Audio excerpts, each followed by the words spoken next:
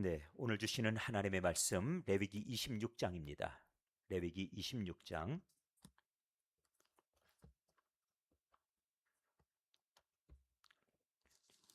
말씀이 조금 길지요?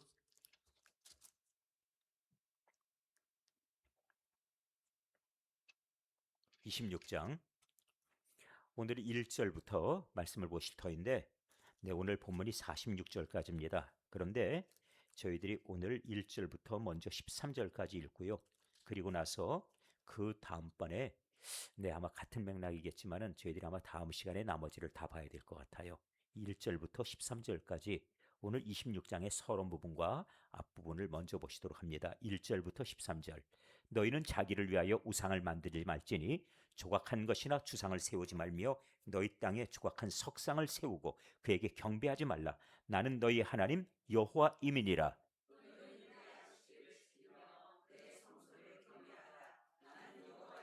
너희가 내 규례와 계명을 준행하면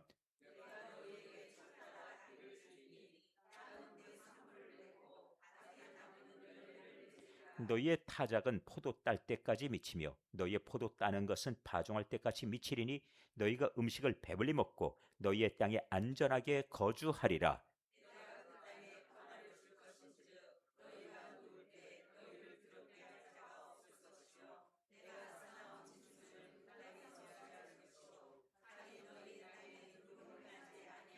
너희의 원수들을 쫓으리니 그들이 너희 앞에서 칼에 엎드러질 것이라.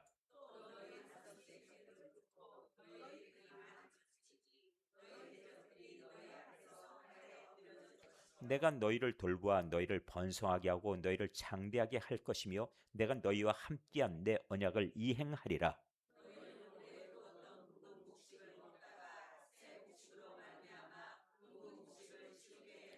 내가 내 성막을 너희 중에 세우리니 내 마음이 너희를 싫어하지 아니할 것이며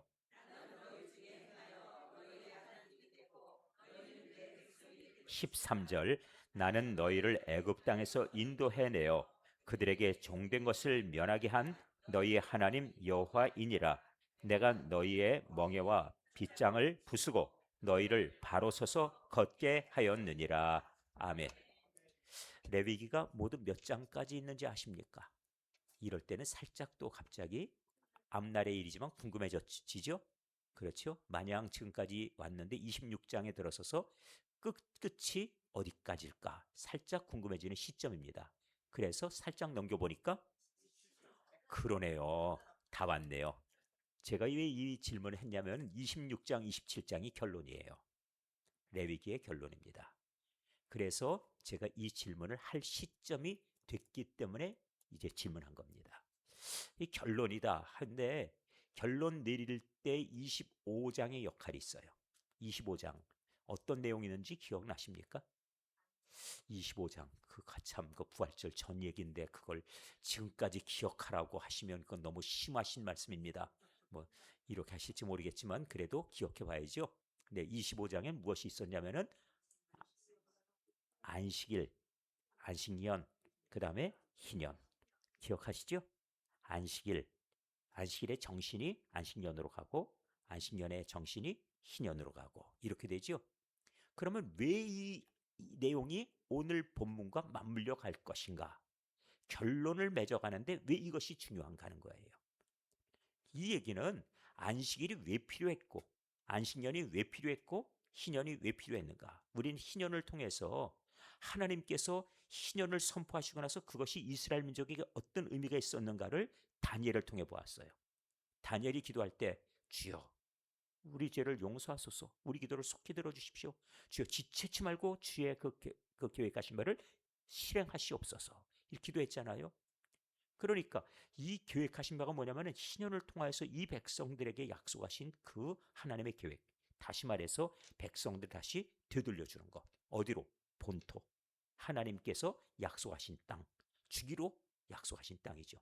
영원한 기업이에요. 이런 일들을 통해서 우리가 하나님과 우리 사이의 관계를 오늘 정리하는 것이 26장의 목적입니다. 다시 말씀을 드릴게요. 내가 나 자신을 위해서 사는 사람은 어떤 사람이냐? 두 종류입니다. 하나는 마음껏 노는 사람이 있어요. 마냥 노는 사람. 왜? 나를 위해 내 시간, 내 모든 취미 활동, 내 즐거움, 나 먹고 싶은 것, 나 자고 싶은 것 마냥 전부 누구를 위해? 나를 위해. 이렇게 사는 부류가 하나 있어요. 이런 부류를 뭐라 부르냐? 배짱이과라 부릅니다. 배짱이과라 불러요. 네. 너 뭐 하고 왔니? 그러면은 실컷 놀다 왔습니다. 그래? 그럼 넌 지옥이다. 아주 답은 딱 정해져 있습니다. 왜? 그 삶은 지옥으로 갈 수밖에 없어요. 딱 귀결됩니다. 왜냐하면 하나님께서 자기를 위해서 사는 자는 멸망으로 가도록 아예 정한 길을 그냥 쭉 가는 거니까요.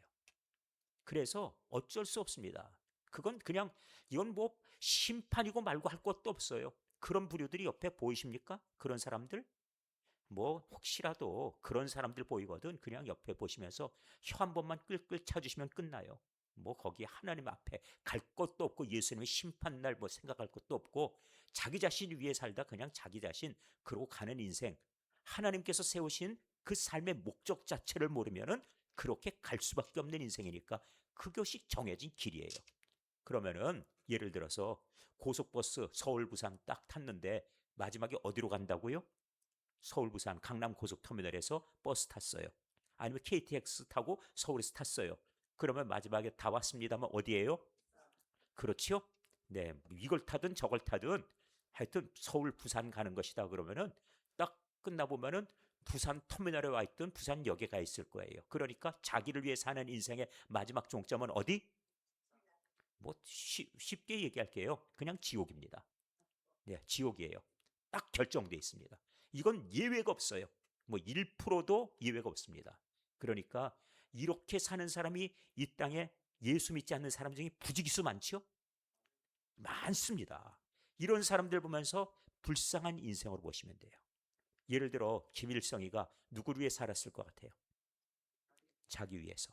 그러면 종점은 지옥. 그렇습니다. 뭐 그 아들, 그 손자 전부 누구를 위해 산 것 같아요? 자기 자신이죠? 지옥. 뭐 길게 얘기할 것도 없고 딱 두 글자면 끝납니다. 자, 이런 부류가 하나가 있어요. 또 하나, 자기 자신을 위해 사는 사람 또 한 부류가 있습니다.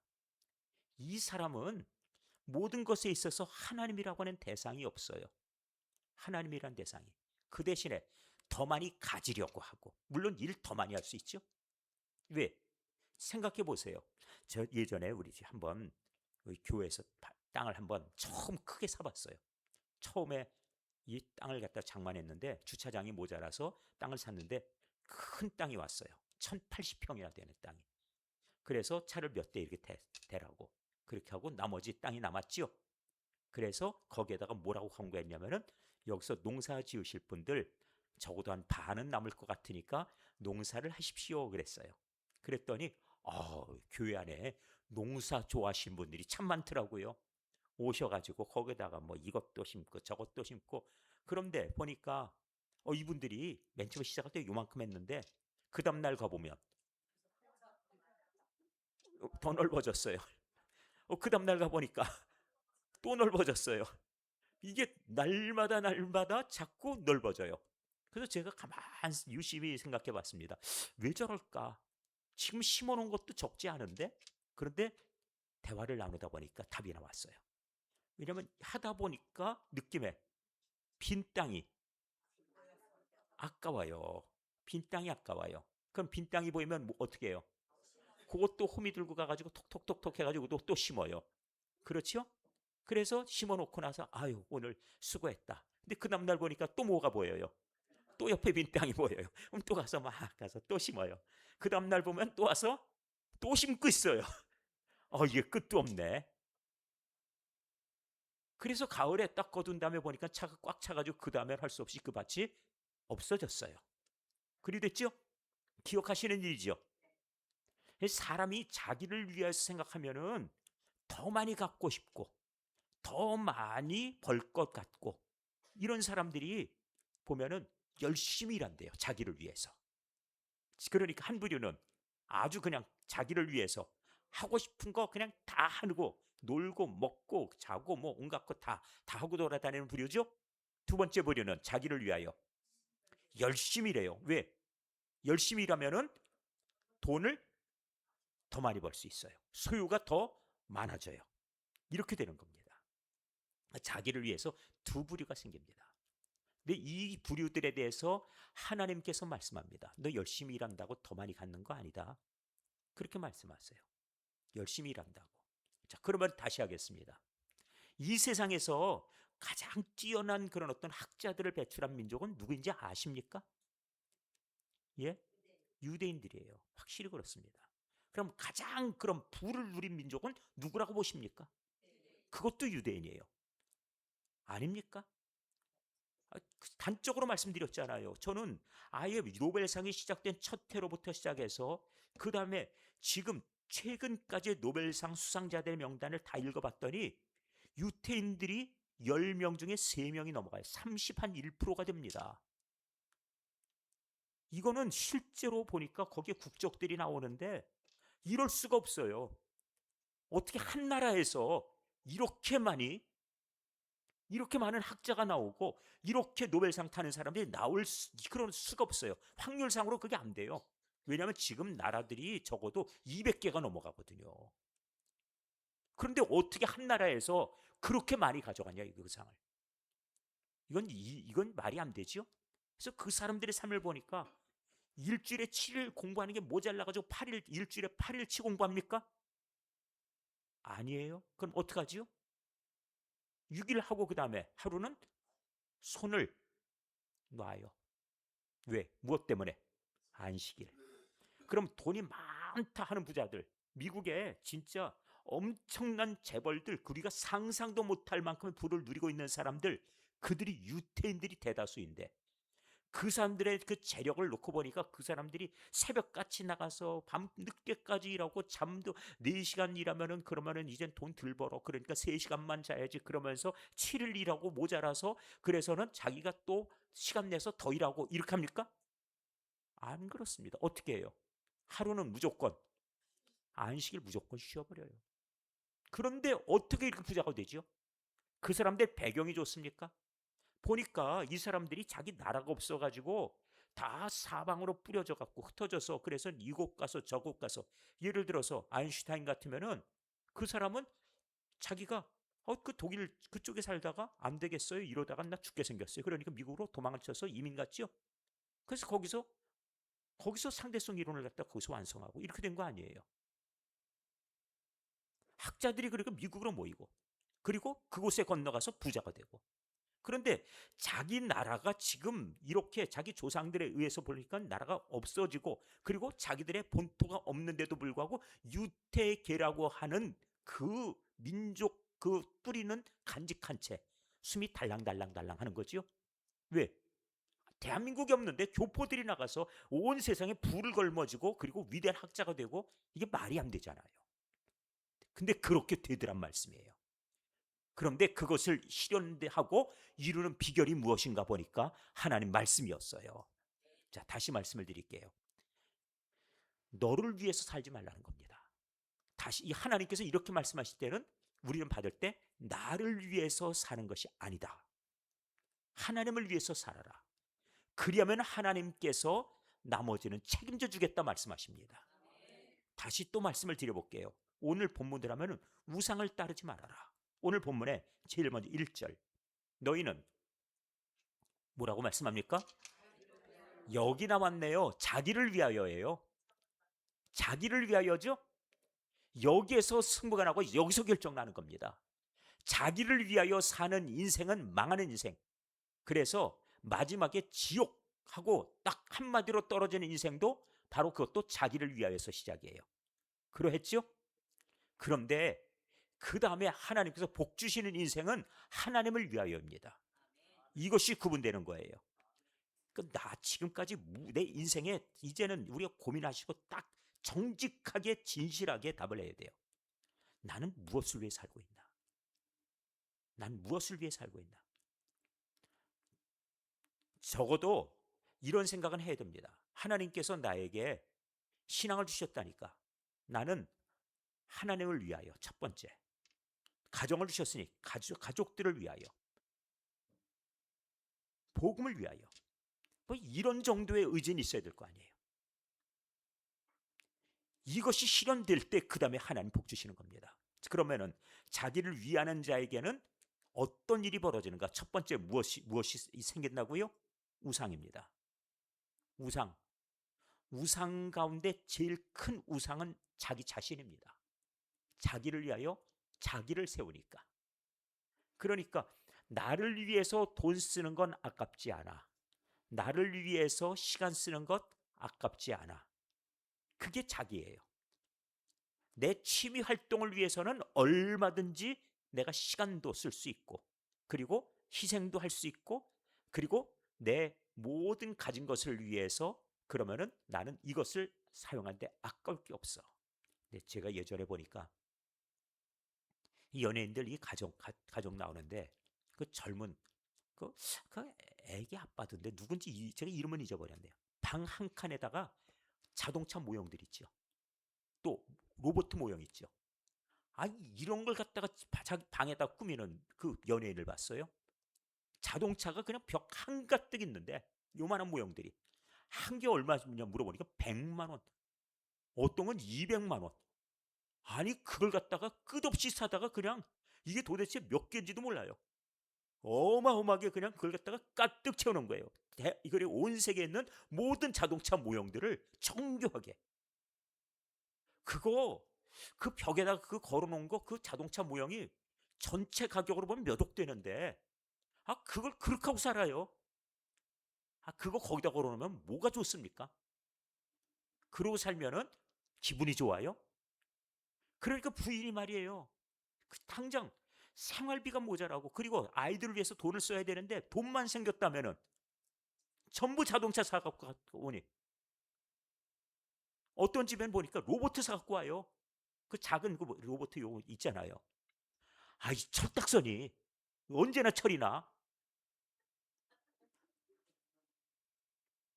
제가 보건데 아직까지 어린 애로 살아요. 어린 애로 7살 단계를 벗어나지 못하고 나이가 30이 되고 40이 돼도 그러고 살고 있더라고요. 이 딱한 인생을 보면 그 다 우상입니다.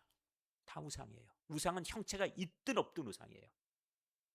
어떤 사람은 말이에요, 자기 가족 안 돌보고 그리고 신앙인이라는데 뭘 하고 있던가 보니까 이 경마장에 가가지고 매일 그것만 하고 있어요. 도대체 뭐 인생을 갖다 어찌 그렇게 허비래요?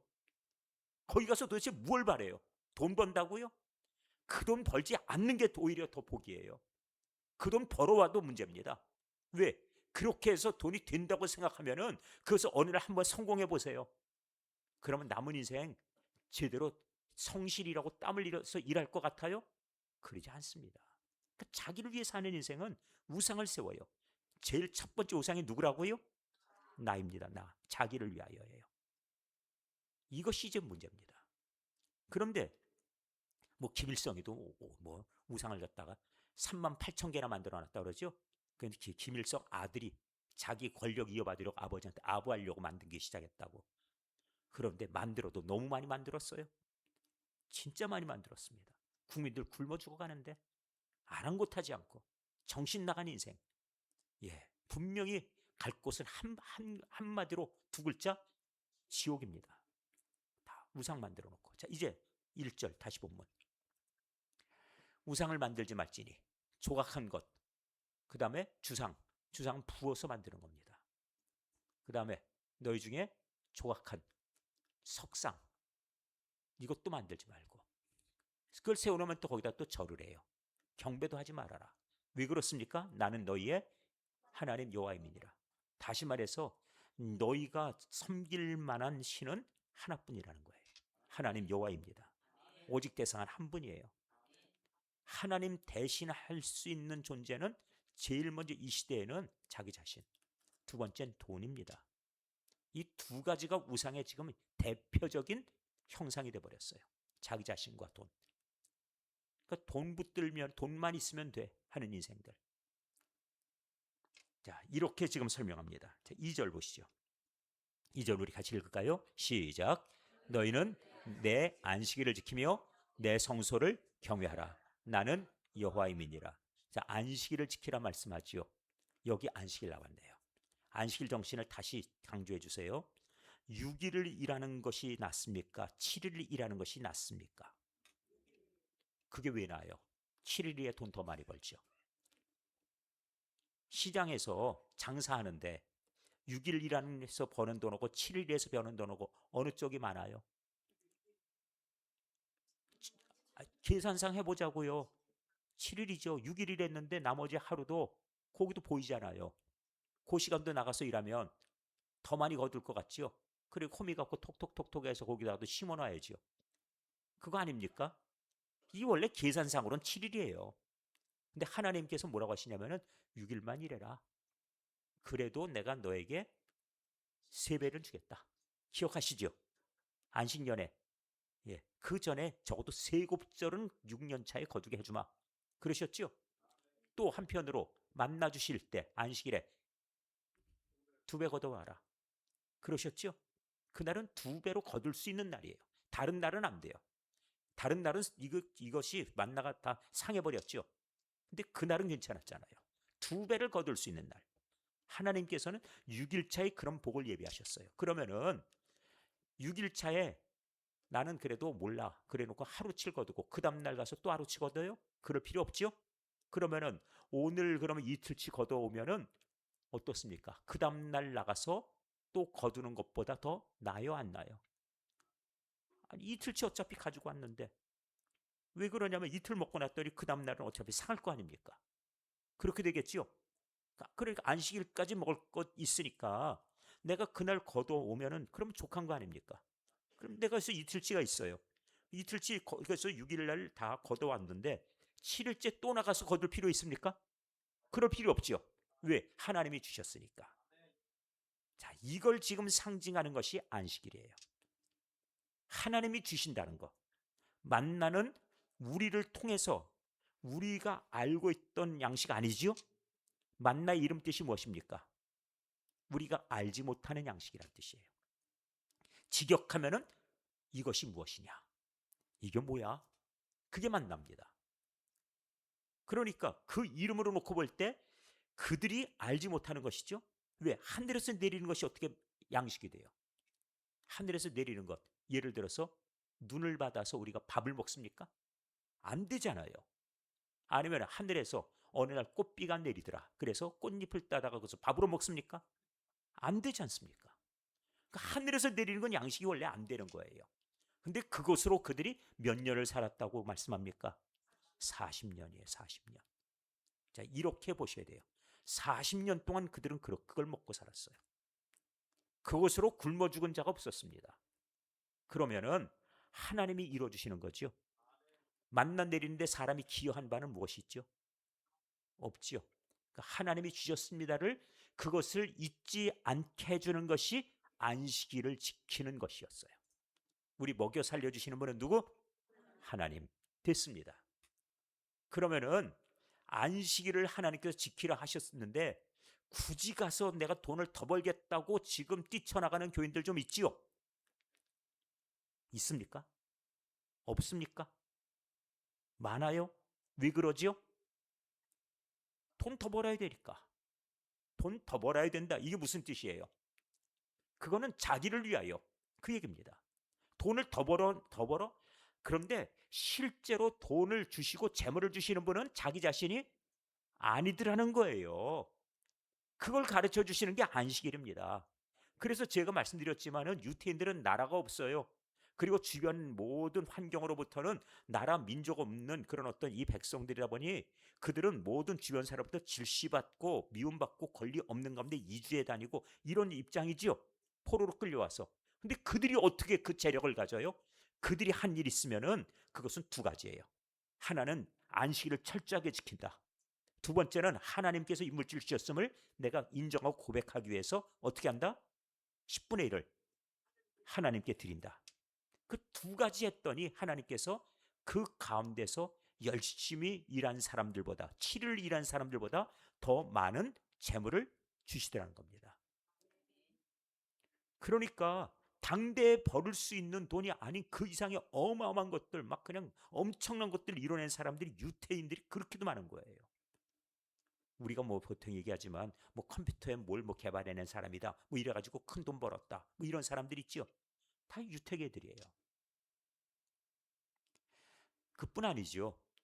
이 사람들이 가지고 있는 그런 역량들이나 이런 거 세계를 향해서 영향을 끼친 거 보면은 그 사람들은 하나님께서 지혜를 주실 만해요. 왜 그러냐? 어딜 가든지 그 사람들 한 10가정만 모이면은 당장 그 지역에 모여가지고 모여서 회당을 세워요. 그렇죠? 회당 세우고 그 다음에 뭘 합니까? 아이들 성경 말씀 가르쳐요. 그러니까 지혜롭죠. 그렇게 되는 겁니다. 하나님께서 어떤 분인가 하는 것을 가르쳐요.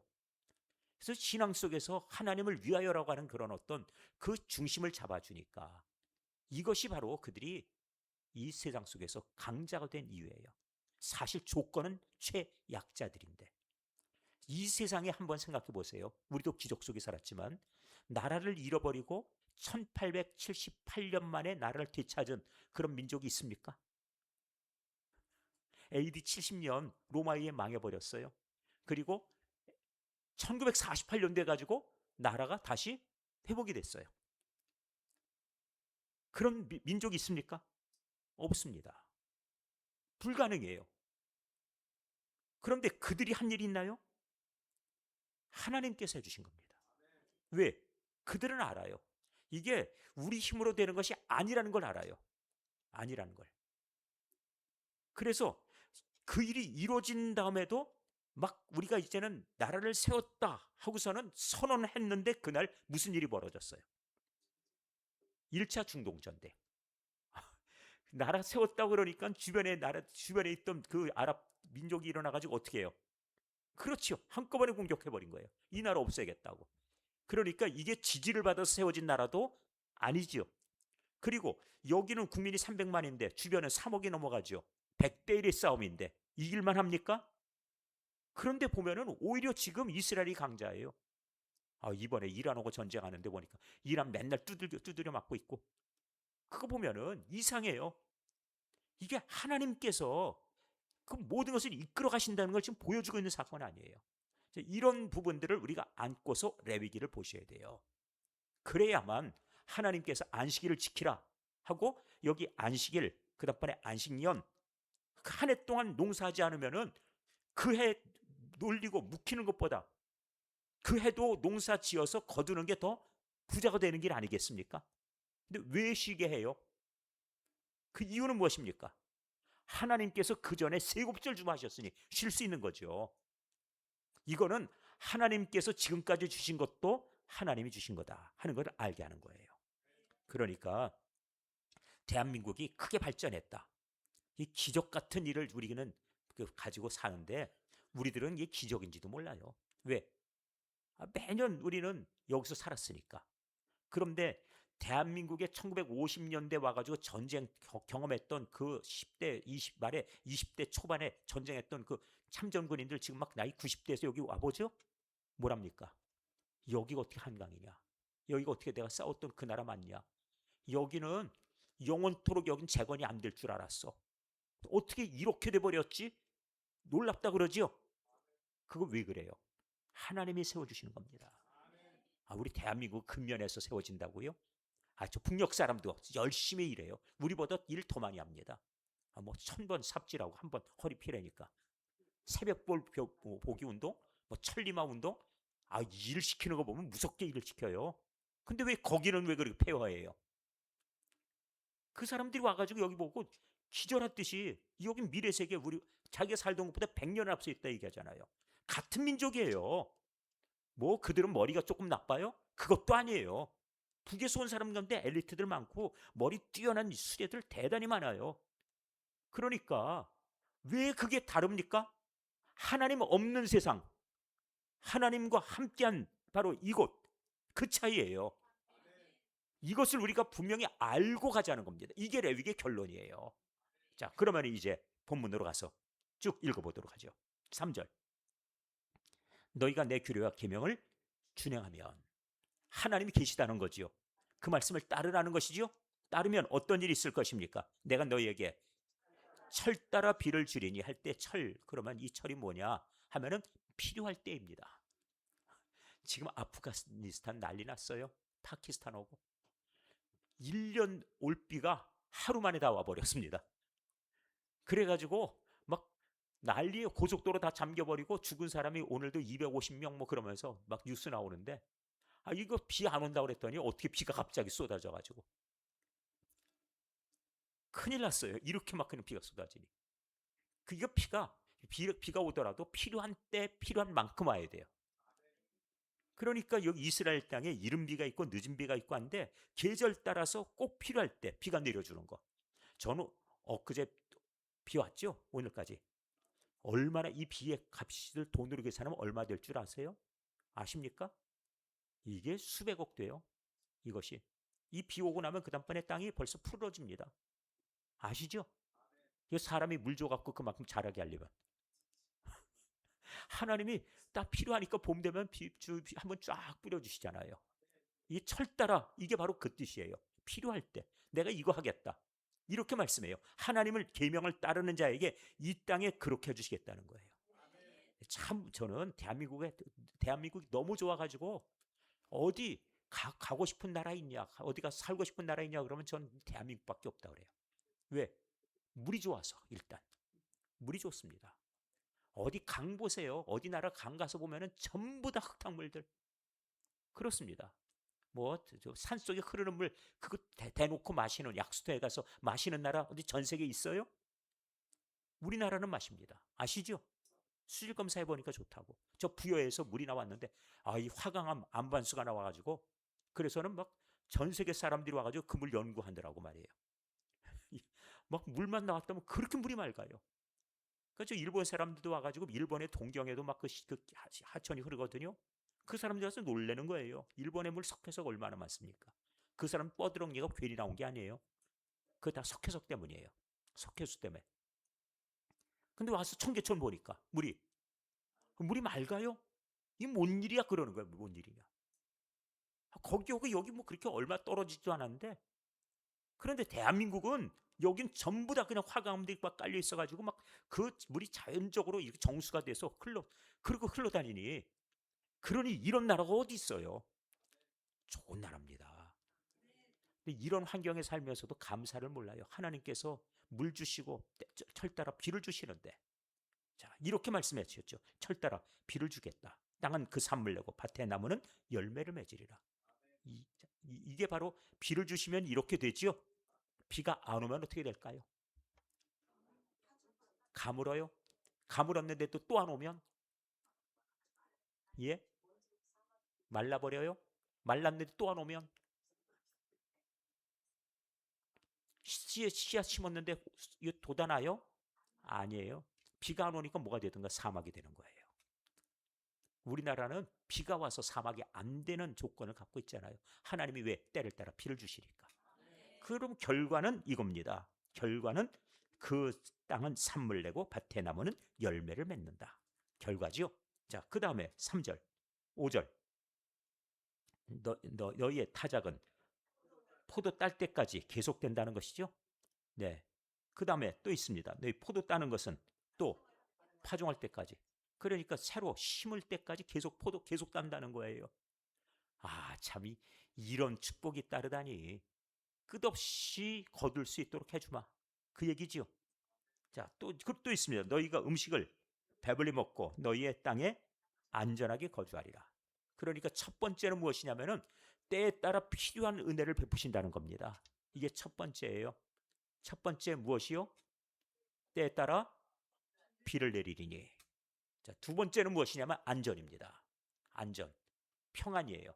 자, 6절. 내가 그 땅에 평화를 줄 것이니. 그렇지요? 평화 준다. 하나님을 따르면 평화로운 겁니다. 이렇게 말씀하고 있어요. 평화를 줄 것이다. 너희가 누울 때 너희를 두렵게 할 자가 없을 것이며. 그건 뭐 북에서 김정은이가 우리를 향해서 미사일 쏠 것이냐, 쳐들어올 것이냐, 쳐들어오겠습니까? 이제는 좀 대답이 좀 되네요. 예전에 쳐들어올 것 같은데 왜? 뭐 서울을 불바다 만들겠다. 막 그랬거든요. 얼마나 허풍을 쳤어요. 그렇죠?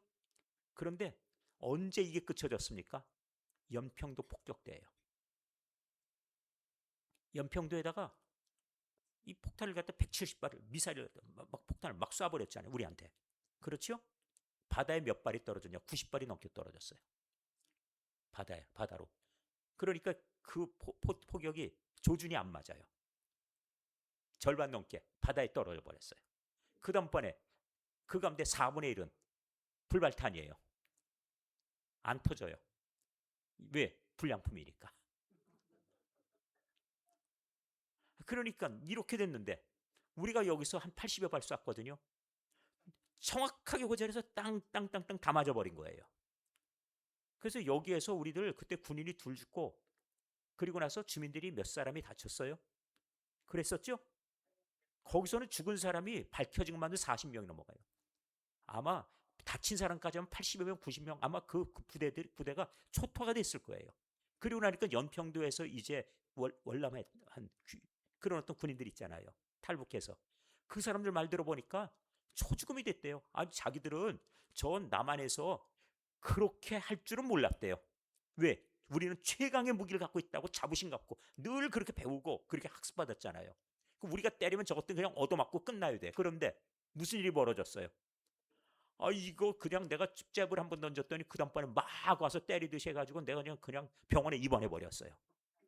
근데 이것이 문제가 여기서 이제 연평도에서 두드려 맞은 군인들이 그 다음번엔 이 병원에 있다가 나가서 자기 고향 가서 뭐라 그래요? 저것들 안 되겠어. 무기가 어떻게 그렇게 정확하게 와서 땅땅 때리는지. 그럼 다음번에 포 쏠 수 있어요? 못 쏘죠. 그겁니다. 지금 북의 분위기는 그러니까 김일성은 여기를 통일하겠다, 무력 통일하겠다 그랬었죠. 김정은이가 뭐라 그래요? 이제 통일 없다. 저것들은 그냥 이제 남이고 저것들은 이제 원수들. 저건 다른 민족이야. 지난번에 그랬죠.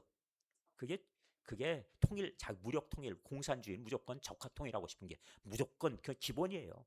근데 왜 그걸 하기 싫어졌어요? 아닙니다. 가능성이 없다는 사실을 알고 있다는 거예요. 절대 이길 수 없다는 사실을 알아요. 그러니까 그거 이제 안 하겠다고 해버린 거죠. 뭐 괜히 그러는 게 아닙니다. 이런 사실을 우리가 잘 알고 지내야 돼요. 대한민국에 가진 힘이 우리의 무기, 이제는 우리 무기 수출하는 거 다 알고 있어요. 예, 다 알고 있습니다. 이젠 유럽에서도 우리 무기, 우리 K9 자주포, 우리 지금 저 연평도에서 K9 자주포로 때린 거거든요. 그 자주포 누가 만들었냐? 우리 조카가 만들었습니다. 알고 계셨어요? 모르셨어요? 우리 조카가 만들었어요. 이 육사 수석 졸업해가지고 그래서 김춘도 장군이라고 예, 별 달았거든요. 근데 제가 어느 조카 저보다 나이가 좀 많아요. 근데 제가 물어봤어요. 군생활 때 뭐 했냐 그랬더니 그때 아주 몇십 년 전이죠. K9 자주포라는 걸 만들었대요. K9하고 K10. K10이 뭐냐 그랬더니 여기다가 폭탄을 갖다 대주는 기계래요. 사람이 이렇게 갖다 폭탄을 갖다 싣는 게 아니고 자동으로 척척 갖다 대주는 거래요. 그걸 연구하고 개발했다고 그러더라고요. 지금 돈 많이 벌고 있죠? 네, 그렇습니다. 그러니까 하나님께서 우리 민족을 지금 지켜주신다. 평안하다. 그건 바로 이런 얘기예요. 우리나라 지금 핵폭탄 못 만들죠? 현무 5, 현무 6, 현무 7 이런 것들이 있어가지고 폭탄을 갖다가 8톤, 9톤에서 저 위로 쏘 올라가지고 그것이 저 평양 쭉 날아가서 그냥 똑 떨어지면 어디냐면 김정은이가 있는 그 지하 벙커인대로 쾅 떨어지게 그 땅속으로 한 100m 그 아래 내려가서 펑 터지게 만드는 폭탄들 이런 거 갖고 있으니까 함부로 우리한테 못하는 거예요. 그게 핵폭탄 이상으로 무서운 건 이번에 미국에서 이란에다가 지하 벙커에다 쏴봐서 알죠? 그런 거예요. 그러니까 이런 것들을 이제 우리는 대신 갖고서 나라 지켜가는 겁니다. 자, 이 오만 얘기를 지금 많이 하는데 안전 얘기하다 보니까 할 수 없이 우리 얘기도 해야죠. 근데 이것 다 교회를 통해 성도들이 우리나라를 위해 기도하고 눈물 뿌려가면서 하나님 앞에 엎드렸던 그 일들이 이제 그 결실들 되는 거란 말씀이에요. 자, 그 다음 보겠습니다. 그 땅에 평화 줄 것인즉 너희가 누울 때 너희 두렵게 할 자가 없을 것이며 이제 조금 더 가까이 느껴집니까? 누워 있어도 예. 그 다음번에 또 내가 사나운 짐승을 그 땅에서 지할 것이요 칼이 너희 땅에 두루 행하지 아니할 것이며. 그렇다고 해서 또 그렇다고 해서 만만히 보고 그럼 휴전선 그냥 우리 그냥 비워놓읍시다 이러면 또 이 곤란하죠. 예, 우리 군인들더러 그냥 막대기 들고서 이 휴전선 지키게 하자. 지금 그러고 있더라고요. 막대기 들고 지키면 안 됩니다. 그렇다고 그건 안 되는 거예요. 예.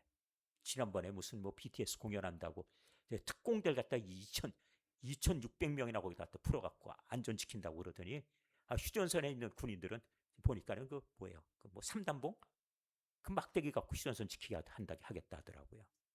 참 정신들 나갔지. 예. 뭐든지 지금 질서 있게 가야 됩니다. 질서 있게. 우리들 할 일은 하나님 신뢰하고 하나님 말씀 계명을 준행하면 하나님이 안전하게 해주실 거다. 그들이 우리를 해하지 못하게 할 것이다. 하지만 내가 사나운 짐승을 그 땅에서 제하여 준다. 딱하리 너희의 땅에 두루 행하지 아니할 것이다. 그 다음에 7절 너희 원수들을 쫓아내 주겠다. 그들이 너희 앞에서 칼에 엎드러질 것이다. 이렇게 말씀하지요. 안전의 문제들이에요. 그런데 그들이 지금 쫓아왔어요. 지난 우리 금요일, 지난 수요일 날 갓집파 배웠지요. 쫓아오면 그 하나님이 어떻게 한다고요? 역전시켜 주신다 그랬죠?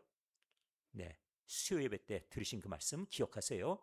갓지파를 통해서는 너는 군대가 너를 쫓아오면 내가 오히려 그들을 뒤쫓아갈 것이다 하는 그 말씀하셨는데 지금 보세요. 너희 다섯이 몇 명을 쫓아요?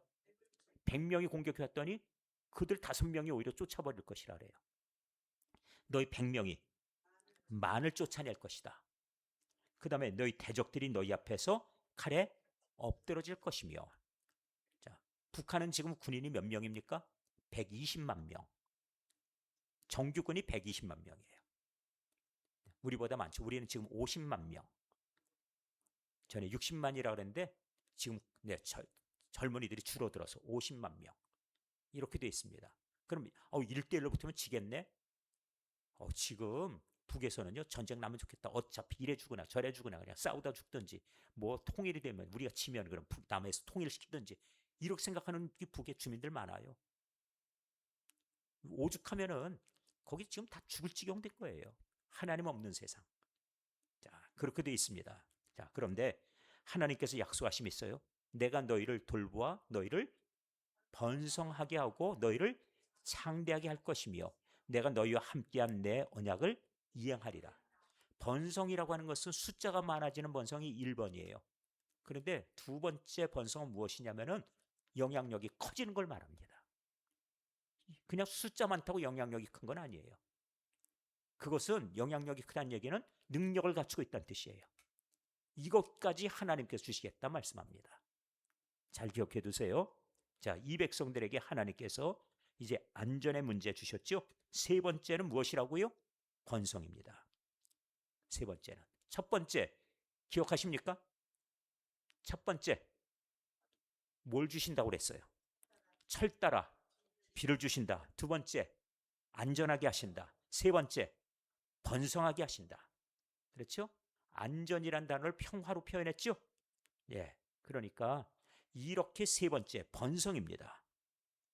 그래서 10절, 너희는 오래 두었던 묵은 곡식을 먹다가 그 다음에 새 곡식으로 말미암아 묵은 곡식을 치우게 될 것이다.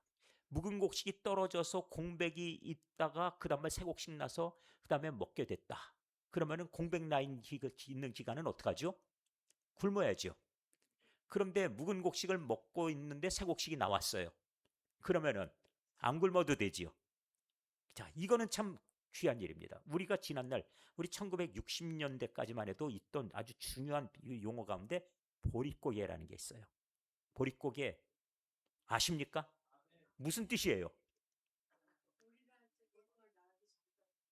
예, 그렇습니다. 그러니까 가을에 추수 끝났어요. 먹었죠? 그 다음번에 어떻게 한다고요? 또 보리가 날 때까지 먹을 게 없어요? 그게 보릿고개 맞습니까? 맞습니까? 확실한가요? 네, 그게 맞다고 하시네요. 전 보릿고개를 잘 모릅니다. 서울에 살아서. 그 용어만 알아요. 그래서 그게 뭔가, 예, 직접 아시는 분들한테 여쭤보고 싶었어요. 곡식이 나왔어요. 그럼 이걸 갖다가 가지고서 볼이 날 때까지는 먹어야 된다. 그 말씀이죠? 그런데 보리가 날 때까지 이 양식이 없으면 이제 뭐 하죠? 어떻게 해요? 산에 가야죠. 산에 가서 대안을 찾아요.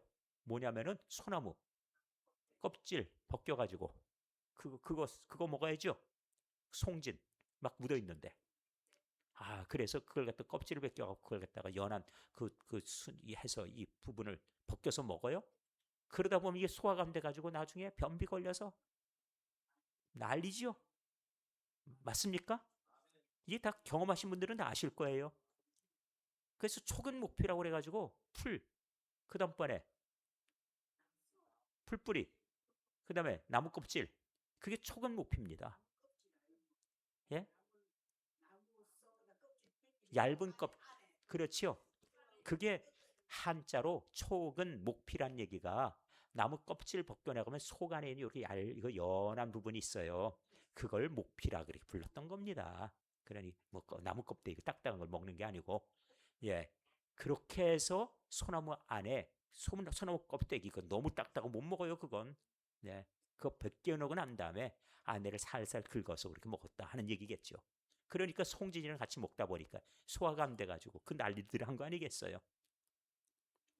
자, 이렇게 우리가 지냈었는데 보릿고개를 지냈는데 여기는 그런 거 없다는 말씀이죠. 묵은 곡식, 내가 예를 들어서 이 쌀을 갖다 걷었는데 이걸 다 먹을 때까지 계속 먹고 있는 중에 또 새 곡식이 나왔다. 굶는 일 없게 해주마. 자, 이제 그 집안의 산업도 하나님께 부유하게 하신다. 아까 번성함 가운데 또 하나의 형태예요. 이렇게 또 만들어준다 하고 말씀했어요. 자, 그러면서 자 11절, 내가 내 성막을 너희 중에 세우리니 내 마음이 너희를 싫어하지 아니할 것이기 때문에. 성막을 세운다는 얘기는 하나님께서 그 백성을 사랑하신다는 뜻이에요. 왜? 그들을 만나주시는 자리거든요. 기억하시지요? 성막은 은혜 주시는 자리예요. 그래서 이 성막을 너희 가운데 두겠다고 약속한 겁니다. 그건 하나님과 계약 백성 그 뜻이기도 해요. 내가 너희를 나의 백성 삼고 너희는 나의 백성이 될 것이라. 나는 너의 하나님이 되고. 자, 이건 아주 중요합니다. 왜냐하면은 제가 고아들에 대한 얘기 해드렸죠. 고아는 학교 갔다 오면 뭐 해야 돼요? 학교 갔다 오면 밥 차려놔요, 누가? 아니죠. 그러면 어떻게 해요?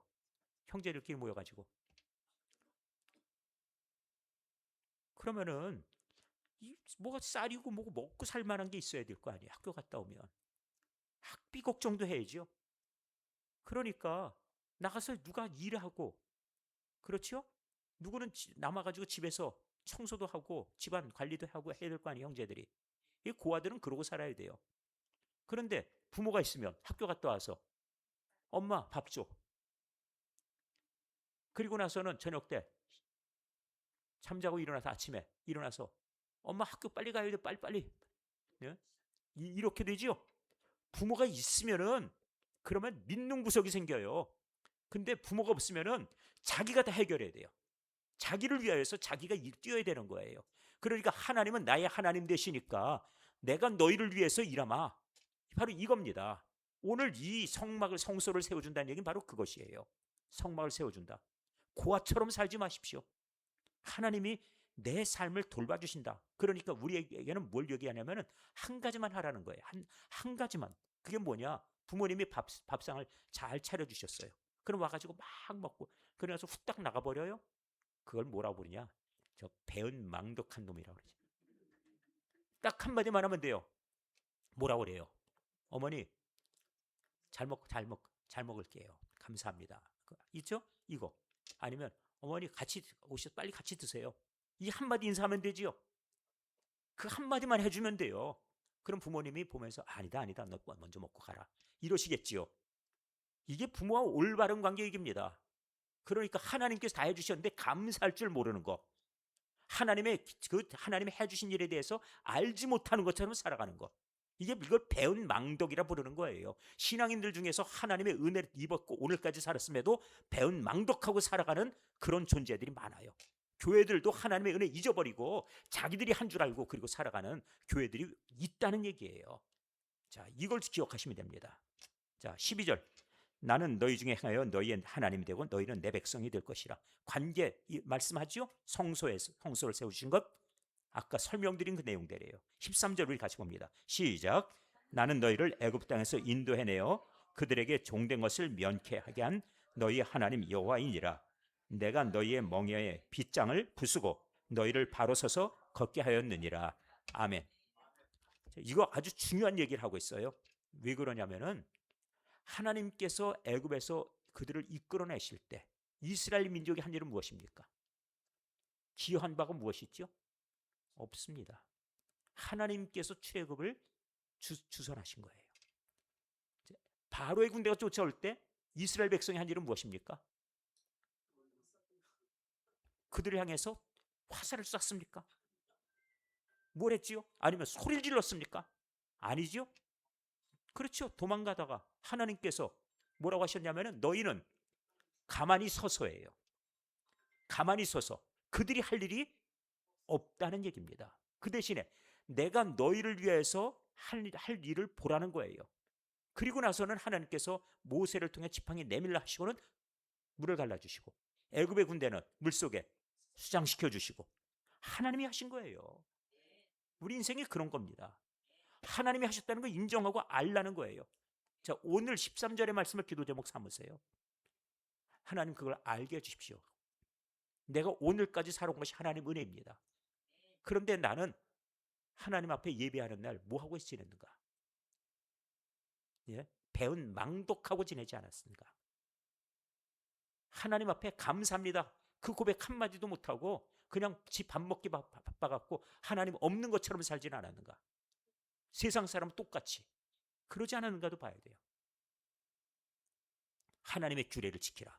계명을 지키라. 말씀하고 있습니다. 자, 오늘 주시는 이 말씀 앞에 하나님께서 출애굽의 모든 것을 다 해주셨습니다. 아말렉과 싸움 하나님이 이기게 하신 거예요. 그들이 모세가 팔을 내릴 때 피곤해서 팔을 내렸더니 그들이 싸워서 실력으로 아말렉을 이길 수 있다고요? 아니에요. 그런데 우리는 할 일이 없습니다 하고 손을 들었더니 손 들었다는 게 전쟁터에서 뭐라고요? 이긴 게 아니죠. 항복이죠. 항복한 거죠. 전쟁터에서 누가 손 들고 있어요? 항복하는 사람이 손 들고 있죠. 그러니까 난 할 일이 없어요. 난 아무것도 아닙니다. 난 하나님 처분대로 해주십시오. 이게 바로 손든 거예요. 손 들고 여기서 능력이 나갔다. 손바닥에서 불 나갔다. 그렇게 하지 마세요. 전쟁터에서 손든 거는 무기력한 자가 하는 일이에요. 난 무기력합니다. 하나님께서 해주십시오. 그랬더니 이긴 거예요. 그런데 내가 이 팔을 내렸더니 이제 팔을 가지고 내가 뭘 할 수 있고 움직일 수 있죠? 그러니까 지는 겁니다. 내 인생을 내가 조종해서? 아니에요. 이스라엘 민족이 가진 역량으로는 절대로 가나안까지 갈 수 있는 그런 방법이 하나도 없었습니다. 가능성 0. 그렇습니다. 40년 동안 어디서 뭘 먹고 거기까지 가요? 하나님이 물 주셨고 양식 주셨고 이끌어 주셨고 승리해 주셨고 다 이렇게 해서 데리고 가셨는데 막판에 여리고 가가지고 우리가 그걸 이겨 말어 하고 있으니 웃기죠? 그 웃긴 겁니다. 거기까지 가서 왜 갑자기 자기들이 이길 걸 얘기를 해요? 그러니까 하나님께서 너희가 못 이긴다 했느냐? 너희가 할 거?